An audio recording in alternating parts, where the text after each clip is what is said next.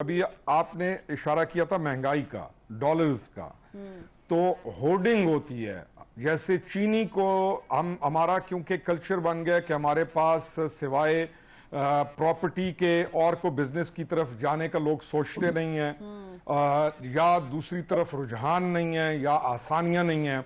तो एक पुरानी रविश है कि कोई भी जो चीज जैसी शॉर्ट होने लगे तो या शॉर्ट की जा रही हो तो उसमें लोग स्टॉक कर लेते हैं और वो उस स्टॉक के साथ पैसा कमाते हैं, चाहे अजनास हैं चाहे चीनी है। यही काम डॉलर के साथ हो रहा है और डॉलर्स को एक बहुत मुनज़्ज़म तरीके के साथ कराची के या बड़े शहरों के एक बड़े गिरोह हैं जो अरबों खरबों रुपए का डॉलर लेते हैं। फिर ये चीज चली गई पेशावर की तरफ, अफगानिस्तान की तरफ, वहां यानी डॉलर्स लेंगे 3-4 रुपए, जैसे ही ऊपर जाएगा 5 रुपए तो उसको आगे बेच देंगे। ये एक बिजनेस की शक्ल इख्तियार कर चुका है और ये गैर कानूनी काम है और इसको रोकना हुकूमत के लिए लाजिम है। ज्वाइन किया है मुस्लिम लीग नून से माइजा हमीद साहिबा ने, इनके साथ साथ इस्तेहकाम पाकिस्तान के सीनियर रहनुमा है खुरम हमीद रोकड़ी साहब, वो भी ज्वाइन कर चुके हैं, और पाकिस्तान पीपल्स पार्टी के सीनियर रहनुमा सैयद हसन मुर्तजा साहब भी हमारे साथ मौजूद हैं। तीनों का बहुत शुक्रिया। रोकड़ी साहब, मैं आपसे आगाज कर लेती हूँ। आपकी पार्टी जाहिर है कि आपका तजुर्बा तो शायद न्यू बी वाला नहीं है, लेकिन पार्टी तो जाहिर है आपकी न्यू बी है। अभी इलेक्शन फेस करना है, इलेक्शन होंगे, फिर देखा जाएगा कि आप कहाँ स्टैंड आउट करते हैं, वोट्स कितने पड़ते हैं, कितनी सीट्स निकलती हैं वगैरह वगैरह। लेकिन हर पार्टी किसी विजन के साथ आती है, आप लोगों का भी कोई विजन होगा। आप लोगों ने ये जो पूरी सिचुएशन इस वक्त मौशी तौर पे बनी हुई है, इस पे कोई रोड मैप तैयार किया है या कोई मैनिफेस्टो है आपका? मैनिफेस्टो तो हम सारों को होना चाहिए। जो मौजूदा सिचुएशन है, अगर हम इसकी ख़ास तौर पर इस पर बात करें तो ये कोई आम सिचुएशन नहीं है। हमारे जो हालात हैं इकॉनमी के, वो इस कदर इस हद तक बिगड़ चुके हैं कि उनको दुरुस्त सिमत के अंदर लाना बहुत ही ज़रूरी है। हमारा जो सोसाइटी है उसके अंदर कानून की जो मानने वाली एक रविश होती है, कानून को मानना, लॉ अबॉइडिंग सोसाइटी होती है, हम उससे पिछले 5-6 साल में ख़ास तौर पर हम उससे बहुत दूर हो गए हैं। अभी आपने इशारा किया था महंगाई का, डॉलर्स का। तो होर्डिंग होती है, जैसे चीनी को हमारा क्योंकि कल्चर बन गया कि हमारे पास सिवाय प्रॉपर्टी के और को बिजनेस की तरफ जाने का लोग सोचते नहीं हैं, या दूसरी तरफ रुझान नहीं है या आसानियां नहीं हैं। तो एक पुरानी रविश है कि कोई भी जो चीज जैसी शॉर्ट होने लगे तो या शॉर्ट की जा रही हो तो उसमें लोग स्टॉक कर लेते हैं और वो उस स्टॉक के साथ पैसा कमाते हैं, चाहे अजनास हैं चाहे चीनी है। यही काम डॉलर के साथ हो रहा है और डॉलर्स को एक बहुत मुनज़्ज़म तरीके के साथ कराची के या बड़े शहरों के एक बड़े गिरोह हैं जो अरबों खरबों रुपए का डॉलर लेते हैं। फिर ये चीज चली गई पेशावर की तरफ, अफगानिस्तान की तरफ, वहां यानी डॉलर्स लेंगे 3-4 रुपए, जैसे ही ऊपर जाएगा 5 रुपए तो उसको आगे बेच देंगे। ये एक बिजनेस की शक्ल इख्तियार कर चुका है और ये गैर कानूनी काम है और इसको रोकना हुकूमत के लिए लाजिम है। वापस लाता हूं बात को कि road map to security of Pakistan सिर्फ एक है कि बहुत मजबूत हुकूमत, लॉ अबाइडिंग लोग और कवानीन का इस कदर जबरदस्त तरीके से उनका इतलाक होना और कवानीन का निफाज होना और मुजरिमों को कैफर किरदार तक पहुंचना, चाहे कोई किसी भी पार्टी से है, चाहे हमारी पार्टी से है चाहे किसी भी पार्टी से है। इन मामलात के अंदर बिल्कुल किसी भी सूरत में कोई लचक नहीं दिखानी चाहिए और कवानीन को मजबूत करते हुए, जो आपकी कोर्ट्स हैं उनको मजबूत करते हुए एक मुहासबा बहुत ज़रूरी है। मैं तो बहुत अरसा पहले, बल्कि 2018 के इंतखाब से भी पहले कहता था कि आपको एक कड़ा एहतसाब चाहिए कबल अज़ इंतखाब। आपको ये करना पड़ेगा, आज नहीं कल, कल नहीं परसों। पार्टीज मजबूत नहीं है, शख्सियात मजबूत हैं और वतन दोस्त लोगों को साथ मिलाकर आपको आगे जाना है। वी आर लुकिंग फॉरवर्ड के इलेक्शंस हो जाएं, जाहिर है कि इलेक्शन जब भी होंगे, आपको लग रहा है कि जो एहतसाब की भी आपने बात की है, इस इलेक्शन से पहले ये एहतसाब मुमकिन है? क्योंकि ये बातें जो आप मुझे कह रहे हैं ना, आई एम सॉरी, लेकिन ये पुरानी बातें हैं रुखड़ी साहब। ये नून लीग से भी पूछूंगी वही बात करेंगे, पीपल्स पार्टी वाले भी वही बात करेंगे, पीटीआई वाले भी यही बात करते रहते थे। तो इसको अमली बातें जामा पुरानी पहनाना। नहीं है, बातें हैं ही यही, बातें हैं ही यही। इसके अलावा आपके पास और कोई बात नहीं है, हल ही यही है। इसके अलावा आपके पास कोई हल नहीं है। आज कल इलेक्शन करा लें, परसों करा लें, इलेक्शन कमीशन का काम है, उनको ज्यादा बेहतर पता है कब कराना है। और क्योंकि पार्लियामान जाने से पहले कुछ इख्तियार दे गई इलेक्शन कमीशन को, ये उनका काम है। लेकिन हल यही है, आप जिस तरीके से भी हुकूमत कोई भी ले आए, हल यही है जिस नहज तक हम पहुंच चुके हैं।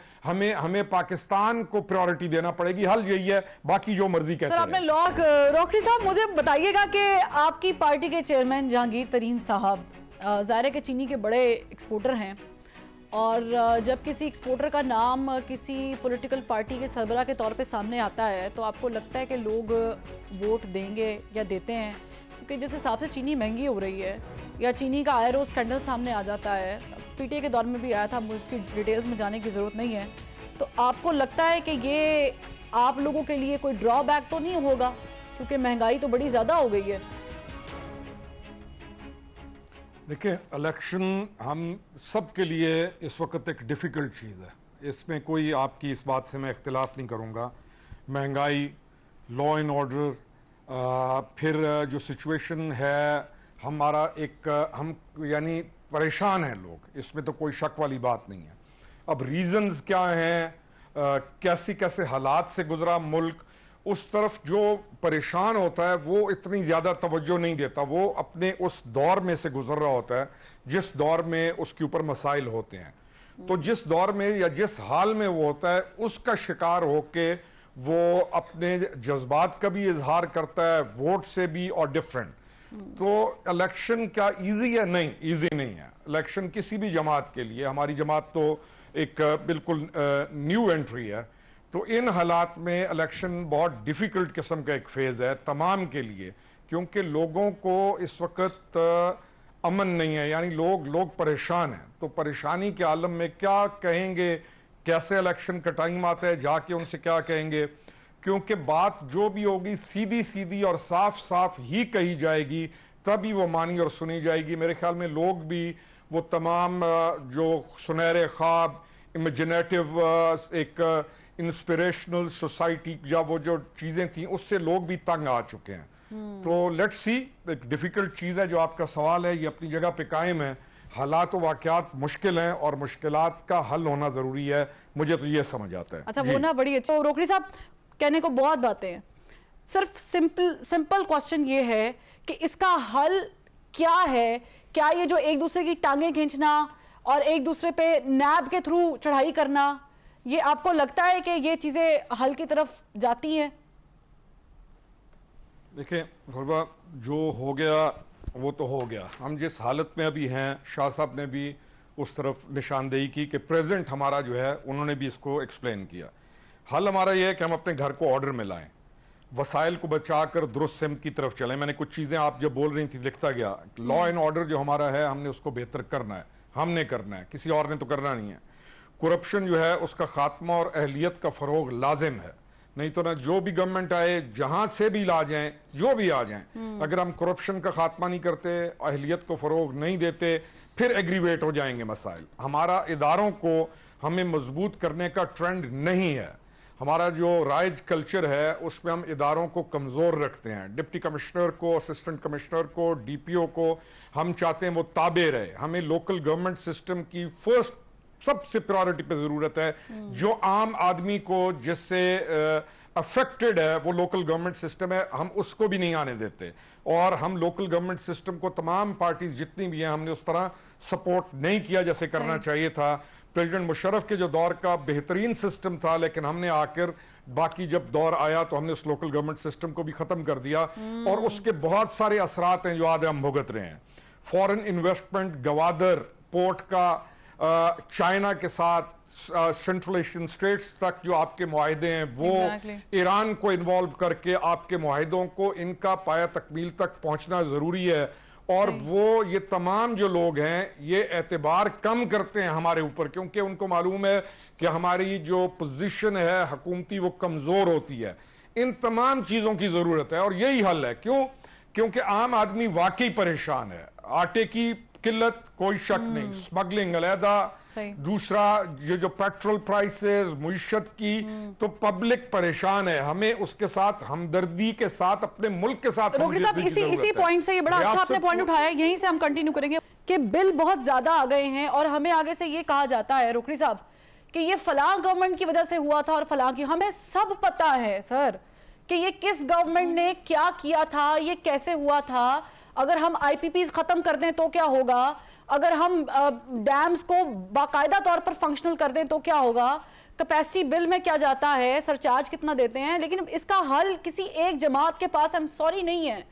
अगर आप लोगों ने चार्टर ऑफ इकोनॉमी करना है तो आप तीनों बड़ी जमात से ताल्लुक रखते हैं, आप तीनों को, मेरे सामने तो 3 जमातें हैं, सबको बैठ के ये फैसला करना होगा कि ये मुल्क चलाना है तो इसके लिए इलेक्शन कितने जरूरी हैं। रोकड़ी साहब, मैं कुछ गलत कह रही हूं तो आप मेरी तस्हीह कर दें, बाकी दोनों भी कर सकते हैं तस्हीह मेरी।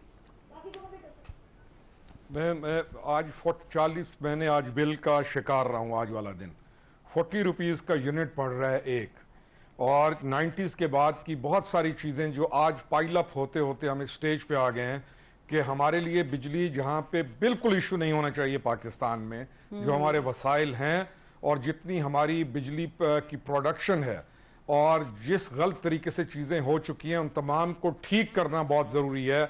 उनके ठीक किए बगैर आप सब नहीं कर सकते। लोगों की जो कंडीशन है, मुझे पता है कि मैंने आज अपने बिल की 3 किस्तें कराई हैं या 2 किस्तें मैंने बेटे को भेजा और जाके, क्योंकि मैं अफोर्ड उस चीज़ को उस तरीके से नहीं कर सकता हूँ। तो बाकी क्या हालात हैं लोगों के वो भी हम देख रहे हैं। साथ बिजली चोरी इतनी ज्यादा है, इतना जबरदस्त